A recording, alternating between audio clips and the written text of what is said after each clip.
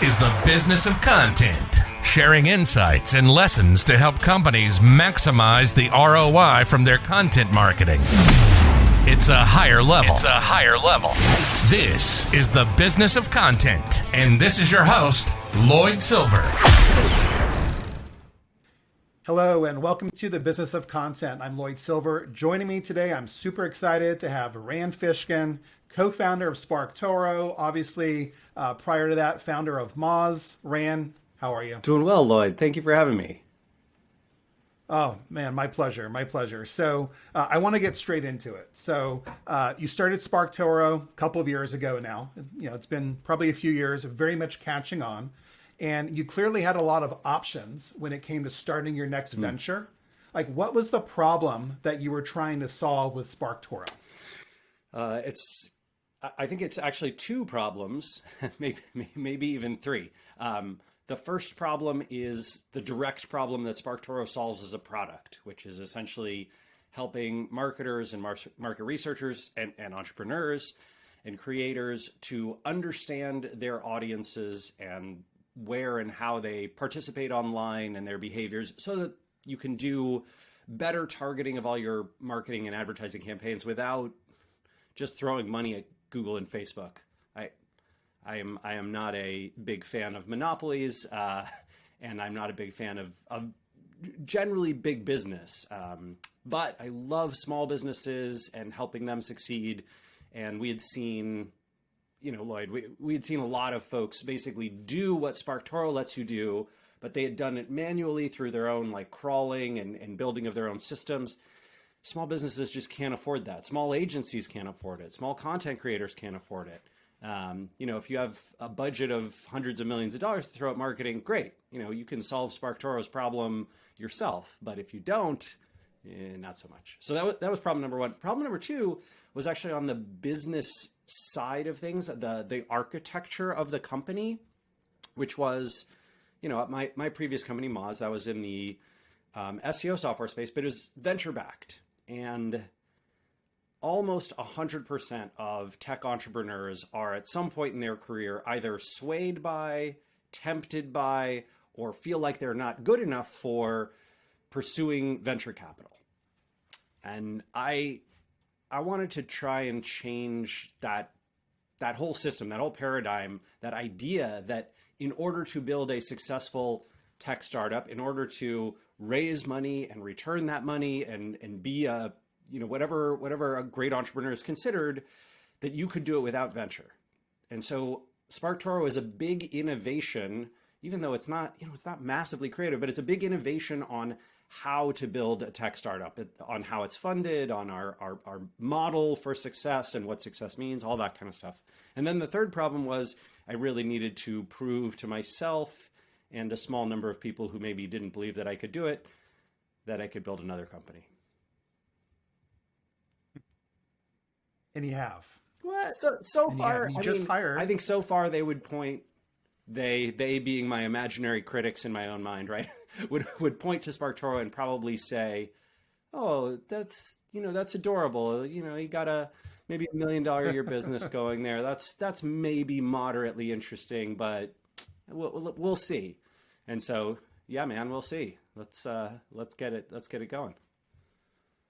Well, let's get into the audience a little bit, because I do think, we're trying to talk about content creation and the value of content, but from a business perspective, trying to help the CEOs, the CMOs, even the CFOs make better decisions around content. And certainly knowing your audience is a key first step, and one that a lot of companies seem to address, but not really at the level of detail that's required, right? So what are some of the things that you think companies really need to understand about their audience to be able to produce great content?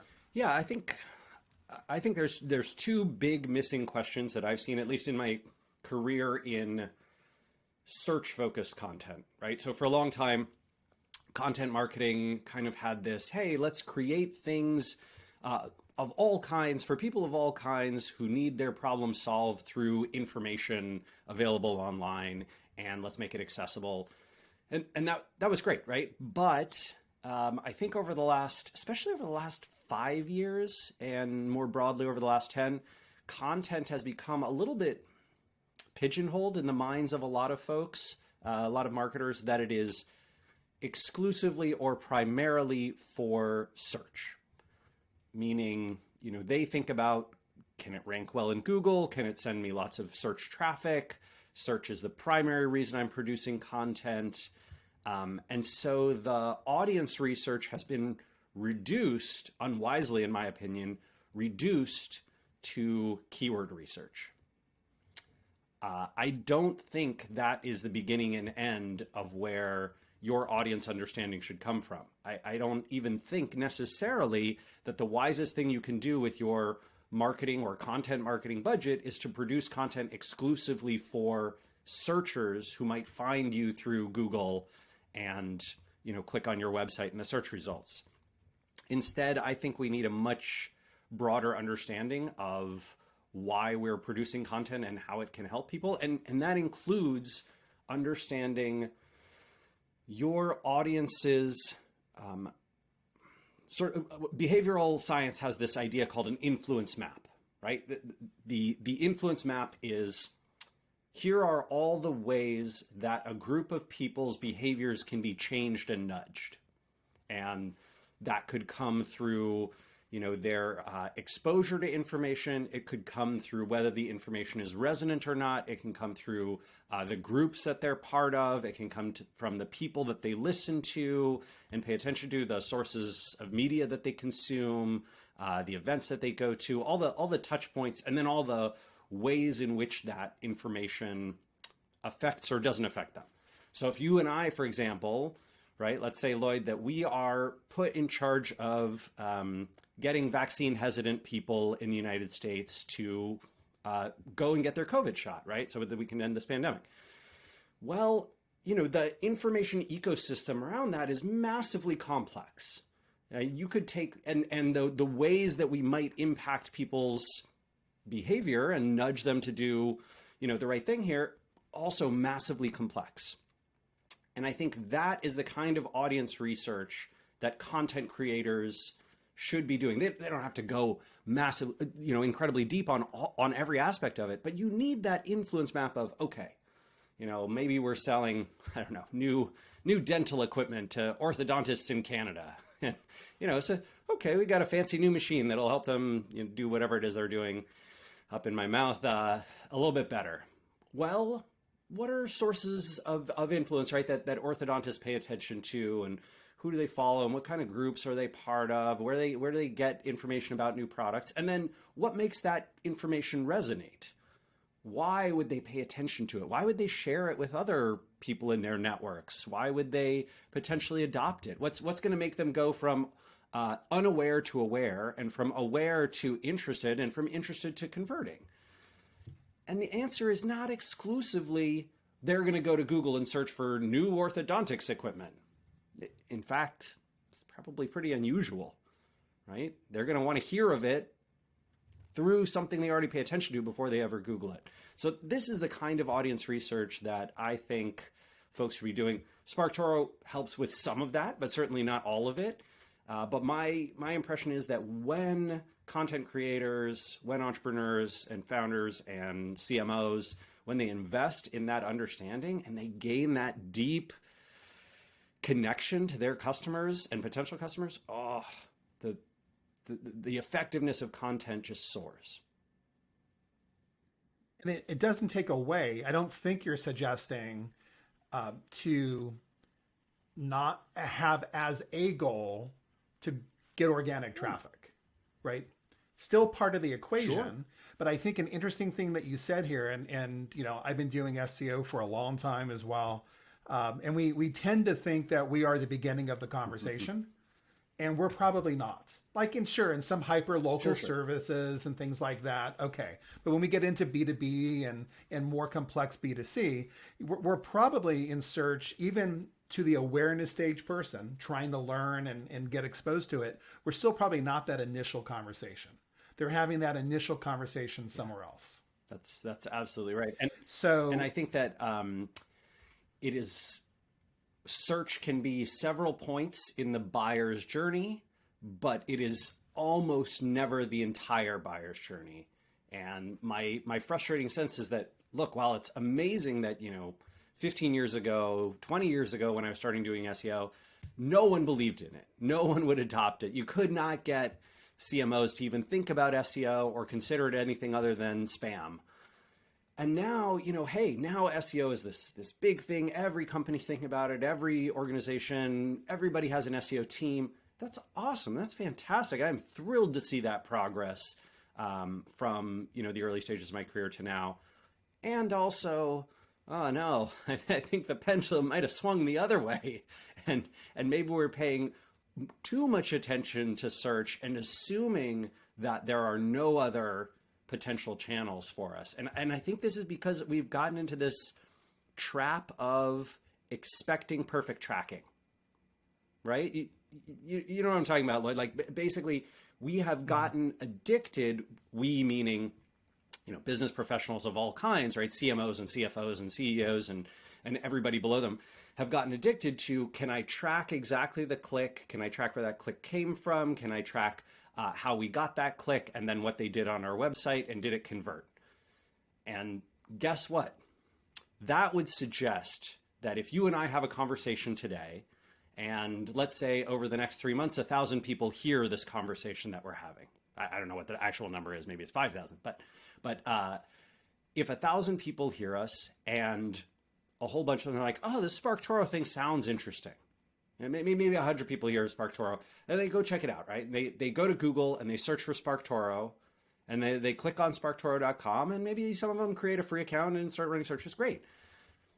What can I measure? Well, I cannot measure the effectiveness of our conversation.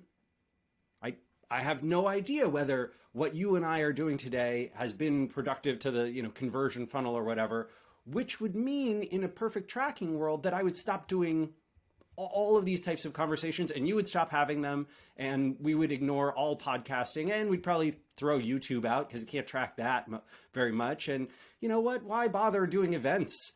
They're not going to work. And offline media, forget that. And all these channels that we know creates a ton of value, creates a ton of learning, right? That early stage knowledge about new products and services, about new categories, it would just get ignored. And I think that is at the core of the problem we're facing.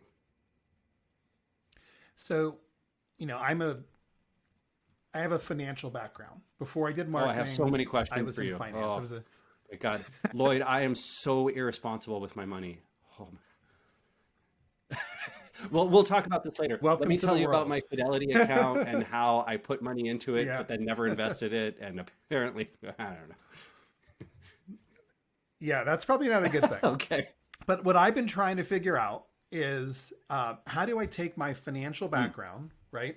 So I was a chartered financial analyst. I was a certified financial planner, but that wasn't as interesting to me as the financial analysis side, where I got to, go in and analyze investments and really understand portfolios. And I've been spending a lot of time thinking about that in the context of content marketing, interesting. right?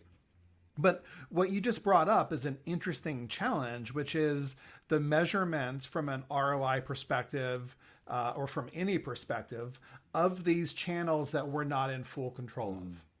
So we can intuitively say, well, there's value, right? I mean, there's value to being on podcasts. There's value to YouTube. There's value to doing certain things.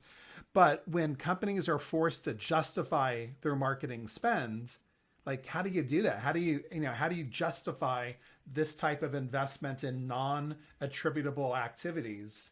I think is the biggest advantage that small and medium businesses, that startups and scale-ups have over enterprises. Because in enterprises, they do exactly what you're describing. Prove it to me. Justify your spend, justify your investments. And if you're a small business, you can be like, I'm not going to be able to prove it to anyone, and I'm still going to make serendipitous investments that I know will have long-term impact. That's kind of a beautiful thing, right? You're taking it a little bit on belief and a little bit on experience. So you can go, Casey and I do this all the time, for example. We go and we look at our, what's it called? Google Search Console or Google Trends or even just our direct and type in traffic and our search traffic, right? We get very little search traffic that's not branded to SparkToro. I know I'm supposed to be good at SEO, but SEO has not been a big investment for how SparkToro has done its marketing. And we can see, oh, hey, you know, Rand was on this podcast last week on Wednesday. They, you know, and they released it Wednesday afternoon. And look at the 24 hours after it came out. Look at that. You see those additional 70 free accounts that were created from an additional 400 visits? That's got to be that podcast. There was nothing else new going on that time, right? And it's an American podcast, so you can see that most of the traffic is from the US. Okay, boom. Is it perfectly attributable? No. Could we prove it without a doubt to a CMO? Heck no. Are we 99% sure that we know what's going on? Yes. Yeah. So you could easily start to address that issue by using even the annotation functionality in Google Analytics, we do. Right? So when you're publishing, when you're on podcasts, annotate that. And yeah, it's going to be more qualitative type of data that you're getting back. And there's going to be some intuitive belief that it works, but that would be the way, at least the first step in solving that. I mean, I think I think that time series and geography can play a big role here. So you know, for example, years ago when I was at Moz, one of the ways that I intuited that doing conferences and events was really good for us is I looked at, hey, we have virtually no presence in, I think this was like 2009, Norway. And I spoke at a conference in Oslo. You know, it's kind of expensive to get out there. Oslo's an expensive city. You know, I stayed a few days, made some connections, spoke at this event. And then we looked at, over the next 12 months, how many signups did Moz get from Norway compared to kind of the rest of our performance? And it was substantially above what you would have anticipated as a raw, you know, demographic share of population. And so that was our, hey, this is the value of doing a conference or event, of having Rand go and speak at something. Yeah, that makes sense. And you called it search focused content. And I cringe because I always hear even worse, at least search focused content at least sounds something interesting. I always hear SEO content, right? I mean, every conversation I have, I hear SEO content, and it really does. Like, what is content without having a connection to the audience, right? A purpose that somehow gets an audience from one point to another. Yeah, so I think that's a super important thing. And you're right, we've swung to this far end of the extreme, and we're forgetting about why we're developing content to begin with. So let's transition. You've got a small, nimble company now. A lot of companies out there listening and watching are in that position. And they want to get larger. That's not going to always be the goal of every company, but there are some companies that want to get larger and they believe that content can play a role in their growth. Sure. What are what's some of the advice that you would give to companies that are, around your size, maybe a little bit bigger, wanting to get to that next step, and how to leverage content to be able to do that? Yeah, I think content, you can play it one of two ways, right? You can essentially say, hey, here are all of our marketing opportunities, and where does content sit in that process, and what are we missing? Who are we missing it for? Or you can approach it as, hey, we're really good at content. We like creating it. We have the resources to do it. Where are the most valuable places to go invest? I actually think either one of those is a fine way to play the equation. I don't have a ton of passion around, oh no, you should only ever use the, sort of jobs to be done strategic model, or you should only ever use the I'm good at something, so I'm going to invest in it model. Either way is fine by me. But I think that process is you identify where the gaps are between what you have today and the opportunity you could execute on in the future. And then you try and prioritize the execution based on the opportunity. So for example, you might say, oh, okay, for, Rand and Lloyd's orthodonticsequipment.com.ca, we're targeting Canada, we might go ahead and look at the very top of the funnel, like brand awareness for Rand and Lloyd's Orthodontics, and say, gosh, that is our biggest missing piece. Once people hear about the product and they get to our website and they actually check out the product page, our conversion rate is quite excellent. We convert, 30% of our potential, target customers within 6 months of visiting that page. We get a lot of leads. We're doing well. Our problem is brand awareness. And so then we would say, okay, what are topics of interest to orthodontists, things that they are constantly looking for updates on, things that they are likely to consume, channels where they already participate, social accounts they already follow, YouTube channels they subscribe to, podcasts they listen to, events they go to, right? All of that kind of top of funnel awareness building. And then what could we create that if the sort of creator economy, right, and the gatekeepers of that media knew it existed, they would for free happily write about us, invite us onto their shows, have us speak at their events, bring us to their audiences and put us in front of them.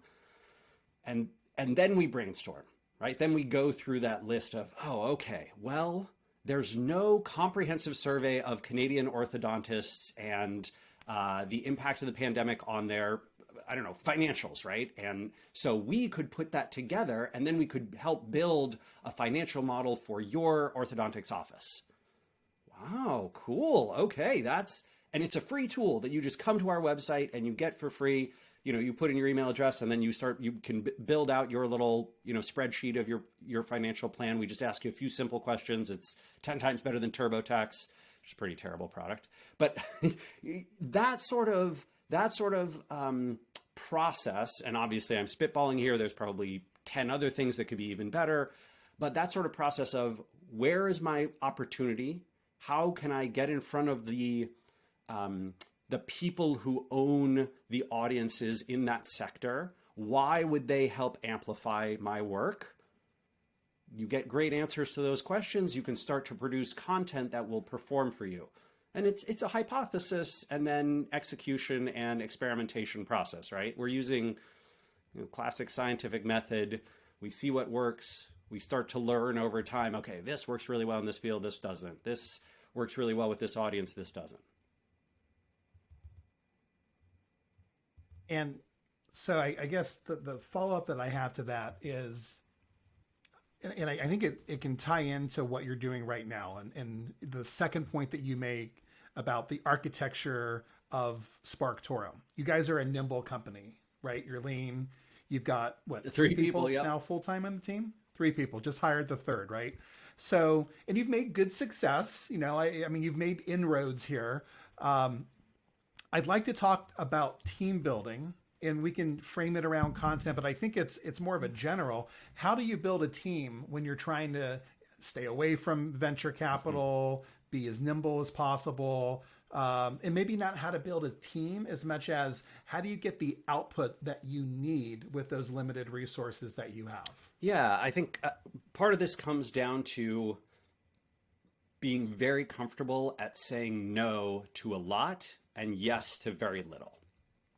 And that just means that you can effectively corral your work into the areas where you most want to make investments and avoid overhead. One of the biggest challenges that I always had, my last maybe 7-ish years at Moz, was the overhead of running a multi-100 person organization, the challenges of getting projects approved and getting, we need to have a meeting. Why? To get everyone on the same page. Oh man. You know what's great about 3 people? We are always on the same page. There's no let's get on the same page meetings. And I think small businesses, small organizations can take advantage of that. They don't need that overhead of, hey, let's have a big meeting, right? Casey and Amanda and I can have a meeting every 2 weeks. We can throw up, hey, these are all the things I'm working on and this is what I want to get done in the next 2 weeks. And then we can go, oh, Rand, I think maybe you should change that around because this is a higher priority than that. Great. Everybody gets off the call. We go do our work for 2 weeks. We meet again. That is an incredibly efficient way to operate. And if you can streamline your operations into something incredibly simple, we don't use any project management.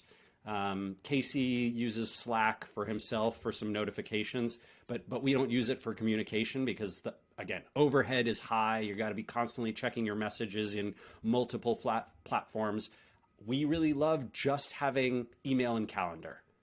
Like those two things. If it doesn't exist in my email and it doesn't exist on the calendar, it is not in my world. And that streamlining means that you have an incredibly simple work day.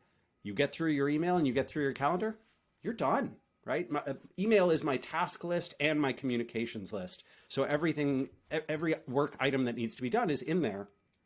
I find this really simple and beautiful. I think that organizations can do it too. As far as building that team, again, you sort of go through that exercise. Like we go through the exercise of what are the things that we are not great at that we know would have the most impact on the business. How do we find someone who can do those things well? We always start with consultants and agencies because the variable cost and the time to first impact, right? So amazing, right? Let's go work. I got this book actually. Speaking of creative content things, Ramley John. I don't know if you've read this book, but I got this in the mail maybe 3-4 weeks ago. Maybe a little more than that. And I started reading it. I was like, oh, this is great stuff. we need to do this at our business. Like SparkToro needs this product-led onboarding stuff. So I just email Ramley, the author, and I was like, hey man, can you do this? How much is it going to cost? And he's like, sure, let's do an audit together, yada, yada. I'll give you all these outputs. And then we basically said, fantastic. Oh, you've already worked with Amanda? Awesome. Amanda, can you come on board and basically implement all the stuff that Ramley is recommending for, you find the biggest opportunities and then you bring on the consultants, agencies that you think can help solve that. And if there's way more work than a consultant and agency can do, you can start to bring on full-time people to address that on an ongoing basis. I like that model. They're related to content and trying to think about building, I'll call it a content team. That could be a team made up of external or internal people. Yeah. Would that, your suggestion still apply that you would look at consultant and agency at first? To be honest, I think many, if not most, of the best content creators, marketers, strategists, amplifiers out there work in agencies or small solo consultancies. And that is just because if you want to be creating and amplifying and strategizing about content all day, and that's what you're great at, there's very few in-house roles that will let you do it in as many ways and with as much sort of career opportunity as a consultant or an agency could. And so my experience has been that those are some of the best folks out there. And certainly the cost to return ratio is incredible, especially, here in the United States. Lloyd, you're American, yeah? Yeah. Bay Area. So yeah, we, here in the US, the cost of healthcare alone, like if Casey and I want to bring on a full-time person, right, their salary, which is pricey, right? And then healthcare on top of that, huge cost. And then there's all sorts of other stuff around, employment insurance and creating nexus in a new state if if you're hiring remote and blah, blah, blah, blah, blah. And then office if you're doing in person. So just very high costs of having someone full-time in-house. If you consult with someone, even if they're, $100 an hour, $200 an hour, or you're using an agency and it's, $10K a month, you are probably still saving a lot of money by getting them on board. And again, we bring someone on board to your team, and with rare exception, it's going to be a 2 to 4 month ramp up period, right? Where that person sort of gets familiar with the company, and yeah, maybe 4 or 5 months in, they're really producing for you.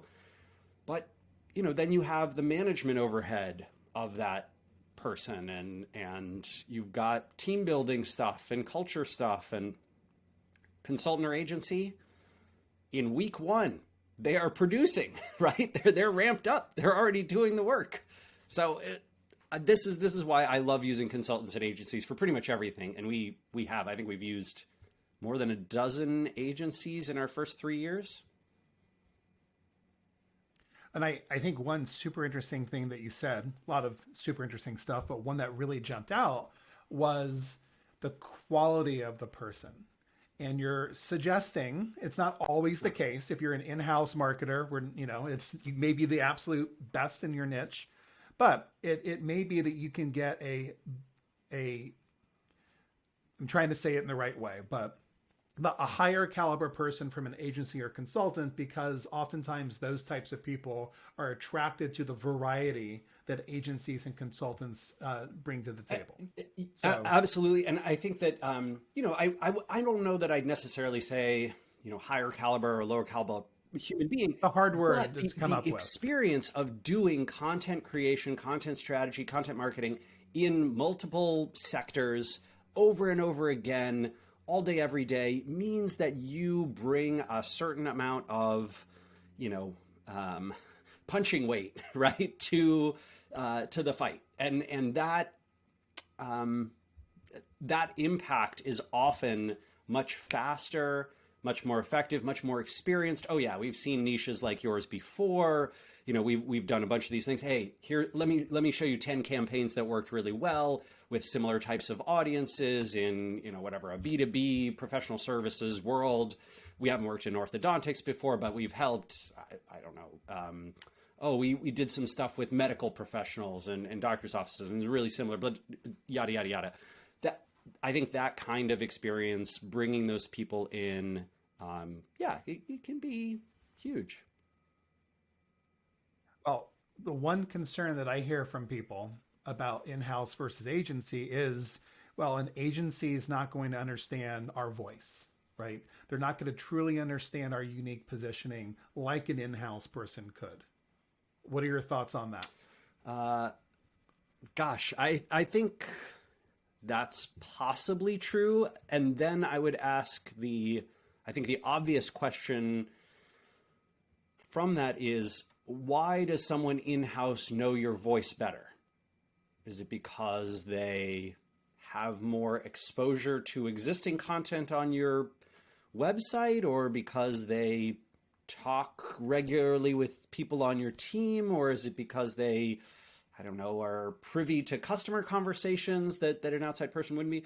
And then maybe a reasonable question to follow up with is, for whatever reason you believe the in-house person has a better grasp of your whatever unique voice, how did they get it?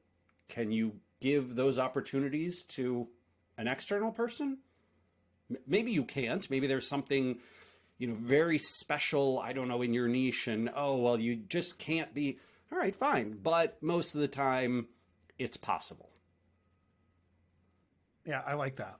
And at some point, it probably makes sense to start thinking about in-house people. If content marketing is a major focus of your business, like a major driver, at some point, who would be the first person you would hire as part of an in-house content team? So I sort of like a generalist role before you hire specialists. Meaning, and in the content world, right, this probably means a content generalist. So someone who is good at the strategy side, is good at the voice and positioning side, is good at the creation side, is good at the marketing and amplification across all the channels that you're interested in, whether that in content, that's usually some combination of sort of pitching and outreach and PR and social media marketing and amplification and search marketing and earning search traffic. So you probably want that generalist to be your first hire. That usually means someone potentially a little more senior, someone who maybe has done a lot of that work at an agency or as a consultant before, and you bring them on with sort of hey, you won't have to do all the things around, consulting again, you be full-time in-house. Sometimes you're paying more for those folks, which I think is worthwhile up front. You can easily get into the penny wise and pound foolish trap if you're not careful here, right? I think there was, you remember like 10, 15 years ago, it was, oh yeah, well, this person's young and the intern, let's make them the content manager because they understand the internet or they understand social media or whatever it is. I think that's mostly faded now, but still, yeah, I think so. Yeah, still a slight concern that I have that folks try and bring on very junior, inexperienced folks and then train them up. And then, complain about why is this person not all the way where I want them to be? Why can't they do all the things that I need them to do? So I would probably recruit from someone with an agency or consultancy background into that role first. Okay. Cool. So let's pivot completely to the point number 2, because I think there's some interesting tips for you to share on that. Point number 2 being you're not looking for money. You're not looking at VCs. You're trying to do this as a startup on your own with your partner. What are some of the lessons that you've learned so far? Man, the list is long, but yeah, there is a tremendous amount of relief and ability to relax and take time and be patient, make better long-term thoughtful decisions for the company, for the 2 of us, now 3 of us, for our customers and our audience, by not worrying about blitz scaling, not worrying about hyper growth.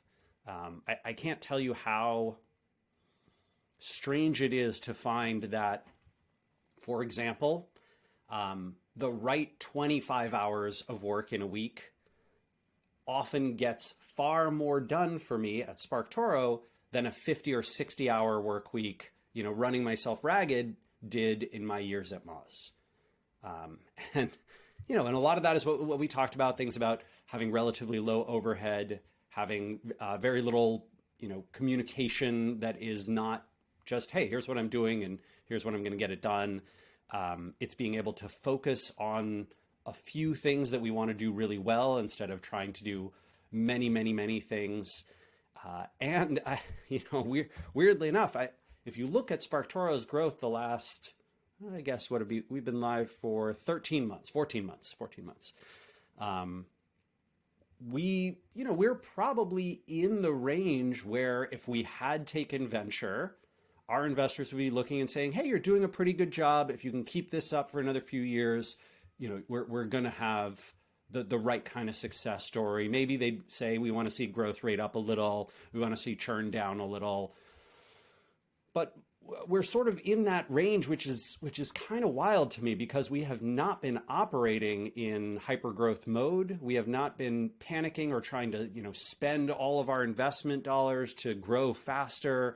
We haven't put any dollars into paid marketing yet, which makes us extremely efficient. I think it also means that we get to survive, so COVID hit Seattle in February of 2020, right? And that's where Casey and I live. And we were literally, I think, 2 weeks away from doing our first public launch of SparkToro, when the nursing home out on the east side of Seattle got hit with the first big cases in the U.S. And then, that kind of started the panic roller coaster and the recession.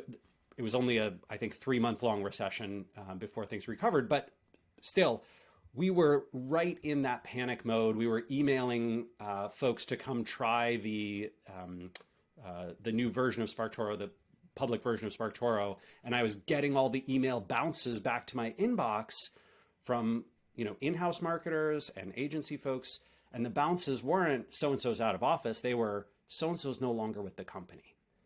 Just hundreds of them, right?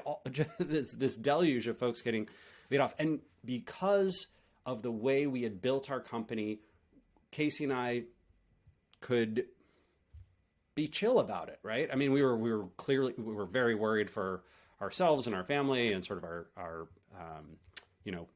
fellow human beings. But we said, hey, SparkToro is going to be okay. We can survive. If we have to, we can go into sort of hedgehog mode and just be very quiet for another year or two and wait for this thing, wait to ride this thing out. And it ended up being the case that we were able to launch in, I think, was that end of April, beginning of May of 2020. And by September, we actually turned the corner on profitability. So it went quite well. Turns out everybody was turning to the digital economy. And so digital marketing was a huge growth sector. But that yeah, that patient, relaxed approach is something that I don't think, unfortunately, Lloyd, I don't think very many startup founders get to feel that. And they should. You make better decisions when you do that. When you have a low stress load, and you are emotionally healthy, you make great decisions. And what the heck else is a startup founder's job? What's a CEO's job? It's to make great decisions. Far more so than to, oh, I need to execute on more marketing channels. And a lot of that gets back to something you said earlier, which is, in my words, not yours. I mean, take advantage of your strength. And if your strength is you're a team of 3 people, don't build the systems and processes of a team of 30 or 300 people that are just going to get in your way. Exactly. Yeah. Yeah. I've been guilty of that for sure, because I love technology, right? We have project management systems and Slack and all the things that you talked about. And it's interesting when you mention that they can get in the way. They can. I mean, for sure. I mean, the complexity to build a project management system when we were a team of 4 people, like, it was huge, and we probably didn't need to do that.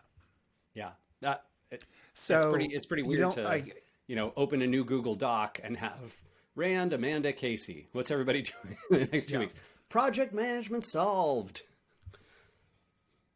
Well, and there's the phrase "fake it until you make it," right? And some people can take that to mean, well, I want to be that 300-person company. I'm going to emulate the 300-person company, without thinking about all of the steps that company took before they became that large. And they were probably at one point that lean, nimble company, able to make quick decisions in a more relaxed environment, so they could make good decisions as well. So, for sure. Yeah. Interesting. One thing I read on your website, I'd love you to chat about unicorn versus zebra. Oh, I think I wore my little zebra hoodie today. I didn't even see that. Yeah. I think this has got some good business lesson. This should be your next book. Are you a unicorn or a zebra? So the fundamental idea, right, Lloyd, behind a unicorn is that you are worth $1 billion, right? Your venture portfolio that's invested in you can mark up your valuation as being $1 billion, which is hugely meaningful to venture portfolios, because that's how they show their LPs, their limited partner investors, that they're sort of a successful fund. That's how they raise their next fund. And of course, venture capitalists make a lot of money on just the carry of their funds, right? So they essentially get a percent of the total amount of funds that they're able to raise, even if the venture portfolio ends up being worthless. So the incentives are real weird in the venture capital environment, especially for an entrepreneur who's one of several dozen or 100 companies in that portfolio. You find yourself in a world where it's not that you don't matter. You do potentially matter quite a bit to your investors, but only from a portfolio theory perspective, right? All the portfolio companies are supposed to try and become the $1 billion, valuation unicorns, and then hopefully go public or get bought for more than $1 billion, right? And that goal is necessarily accompanied by a high risk profile, right? So if you and I start our own venture fund, Lloyd, and we invest in, let's say maybe 200 companies over the next 7 years, right? Which is a pretty standard life of a fund. We would reasonably expect that of those 200 companies, about 190 go bust, right? They return next to nothing. Maybe they're sort of sold in an acqui-hire scenario, or they just go bankrupt, or they fall apart. They don't work out. And the other 10 or so, maybe fingers crossed, 4 of those companies, maybe 5, become $1 billion unicorns or close to it, and they return a ton of money to our fund. And then the other 4 or 5 do like some reasonable, 3 to 5x multiple over the 7 years, and return us some money. So what does that leave us with? Well, it leaves us with, a few very, very wealthy entrepreneurs who have had massive success, a few folks who've made a little bit of money, and a ton of people who are extremely unhappy, right? They've had a pretty miserable experience, statistically speaking, right? Their companies went out of business, or, you know, they sort of failed to accomplish the things that they promised they would try to do. But that's the job. It's become a unicorn or die trying. And I don't mean human death, but death of company. And that model creates very, very weird behaviors, right? People are willing to, for example, just taking this back to content marketing or marketing universe in general, they are willing to spend far more than a customer's lifetime value to get that customer in order to show substantial growth very, very fast. That is something that a company focused on long-term profitability and staying alive would never do. It would never make sense. It's strategically unwise for them. But tactically speaking, for trying to be a unicorn, it does make sense because you don't need to be profitable. You merely need to have the metrics to raise your next round of funding. And that creates all sorts of awkwardness too, right? You try and do things that are potentially very long-term harmful to yourself and your emotional state and your team and their, mental states and your customers and how they feel about the company and your market and how they think about you. But if the metrics can just get you to your next round, well, then, at least we'll be able to breathe again once we raise our next round and can survive for another, 18 months until we have to raise round number 3. And I know hundreds of people in this universe, maybe thousands, and have had conversations with a ton of them. And obviously I've been there myself a little bit. I don't think that model is something that's healthy for human beings. I don't think it's healthy for entrepreneurs just as people. I don't think it's good for the world as a whole. I think it really creates a mentality of extractiveness. It obviously has a huge impact on income inequality, right? You have a few winners and tons of losers. And it's not really healthy for the ecosystem around tech. You get abusive behaviors and you get a lot of HR violations. You get a lot of what VCs call pattern matching or culture fit, which is essentially, hey, let's make sure that, we only hire and promote and fund people who look like Rand and Lloyd. And if you don't match that profile, we're not so interested. I think there's more funding in the last 10 years went to men named John than all women combined.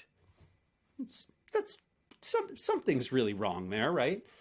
And the alternative, right? The alternative is what a few folks that I follow created this movement called the Zebras Not Unicorns, and that includes Mara Zapata and Jennifer Brandel and Nia Williams. I think there was one other woman behind the sort of Zebras movement, but Casey and I really love the idea of being a zebra that is essentially a company that's focused on being around for a long time, adding a lot of value to its community and the world around it, to its customers, to its employees and team, to its founders, and then, potentially to its investors. But in that order, instead of the reverse, that makes me excited. Right? That makes that, and it gives me the kind of company that I want to run and promote. And so the hope is, with SparkToro's, we have this unique funding model and unique returns model.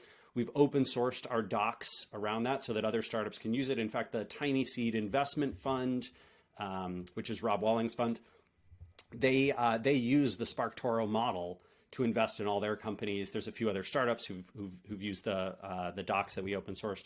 So I sort of encourage folks like, hey, maybe check this out and consider whether it's an exciting alternative for you too.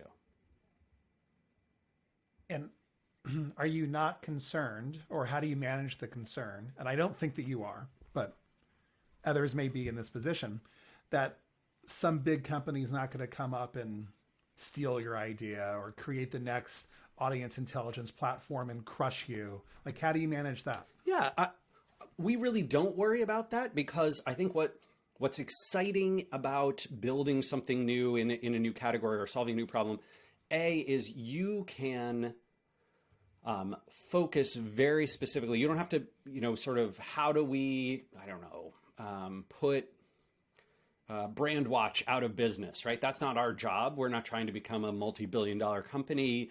And so we don't have to kind of be a big threat to those types of businesses and be scaling up. We can instead say, who's our core customer and how do we solve their problem better than anyone else, and build an exciting opportunity. In all the history of, sort of tech entrepreneurship, the last 25 years, I think the idea of, this big company is going to come in and crush you and take your market has been far scarier than the actual reality. It almost never happens. It is extremely, extremely rare. The one exception might be in, if you are trying to build a consumer-esque portal for information around a highly searched for topic, Google has crushed sector after sector of those, right? Whatever, job search, right? They're trying to put out a business. Podcast search, they're trying to put out a business. News, they effectively put almost every local news business on the planet out of business. Shopping, weather, you name it, right? Google has either decimated those industries completely, or it is taking the lion's share of the financial opportunity. And so that you sort of have these few struggling properties in each of those. Yeah, that absolutely sucks. That's terrifying. I understand why entrepreneurs are not entering those sectors, because Google is absolutely, a monopolistic, sort of, I like to say that they rolled their Trojan horse up to the walls of the internet, 15 years ago. And everybody was like, "Oh, Google's so great. Let's bring this lovely horse inside the city," And then the content thieves of Google came out of the Trojan horse at night and took over the city. But barring that, I don't think it's a real concern. A real concern. Yeah. But it does seem to be a concern of a lot of people, and I think it's a I guess that's where you have to get back. It's not a fear that can be borne out with the data. Yeah. Well, and it really does get back to the why, as it relates to you, as it relates to your customer. You've created a company that fits your lifestyle, where you can really serve a particular, customer that values what you provide. And that's not going to be replaced by anybody else easily, even if they came out with the same product. Exactly. Yeah, that's very, very true. If somebody comes out tomorrow with a SparkToro clone, we sort of, we've got some brand built up. We've got some ability to continually invest, and we know our customers and what they want, and we can keep innovating and, adding new features and serving them better and better. And the other thing that's for sure true is these big companies, they need massive, massive returns on any type of investment they make. No one's going to look at SparkToro and go, "Oh, wow, those 800 customers paying, between $50 and $300 a month, that's our next target." No, it's way too small for anyone to go after, right? We're just not $1 million or even $10 million a year businesses. They're just not interesting for these behemoths to make competitive investments in. Very frankly, the most likely thing that will happen to you is someone will reach out and say, "Hey, you're doing something cool. We'd like to buy you." That's not the end of the world, right? That's the beginning of a new world. Sometimes that's a pretty exciting opportunity. So I think if you can focus on where you provide unique value in a sector that other people are ignoring, and you serve your customers well, and you can be patient, and you can, limit yourself to being happy with slow compound interest style growth, right? You're a financial planner, financial manager, right? Compound interest is amazing over 10 years and not very interesting over 2 years. That the same thing is true in startup building. Great analogy.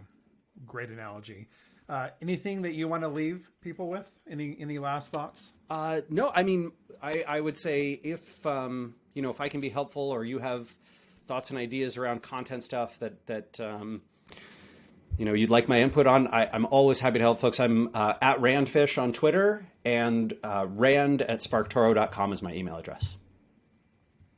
I was going to ask you how to get in touch with you.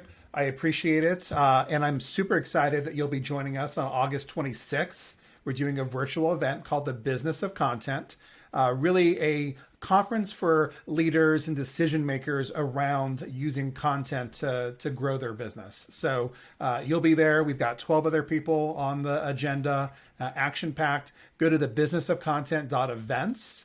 And if you go there after the 26th, we'll still have recordings, so it's still the place to go to get all that good information. And I appreciate you being there. You're a very generous person with your time and thoughts, and that means a lot. There should be more people like you in the industry, and we would be a better industry for it. So I greatly appreciate your time. My pleasure, Lloyd. Thank you for having me. Take care. Thanks.